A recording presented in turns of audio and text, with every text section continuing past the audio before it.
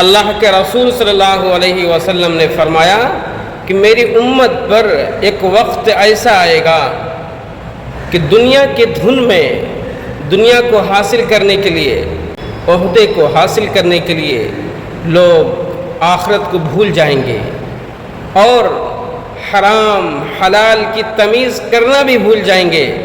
بس صبح اٹھیں گے اس فکر کے ساتھ کہ کسی طریقے سے مال آئے، چاہے وہ حرام کا ہی ہو مگر آئے۔ اس کو یہ نہیں معلوم کہ حرام آتا بہت تیزی سے ہے، دکھتا بہت ہے، جاتا بھی بہت تیزی سے ہے، لیکن برکت میں زیرو ہوتا ہے۔ حلال آتا بہت لیٹ سے ہے، خون پسینہ ایک کرنے کے بعد آتا ہے، دکھتا بہت تھوڑا ہے، وزن میں لیکن بہت بھاری ہوتا ہے، اور برکت میں بے انتہا بھاری ہوتا ہے۔ اس لیے ہمیشہ حلال کی فکر کرنی ہے، حرام سے اپنے آپ کو اور اپنی نسلوں کو بچانا ہے۔ اس لیے کہ حرام کھانے سے انسان تو تباہ ہوتا ہے، اس کے ساتھ ساتھ ان کی نسلیں تباہ ہو جاتی ہے، گھر برباد ہو جاتا ہے، گھر بالکل اجڑ جاتا ہے۔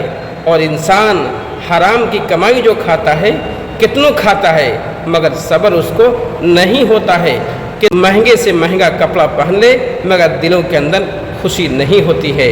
ویڈیو اچھی لگے تو لائک شیئر سبسکرائب ضرور کریں۔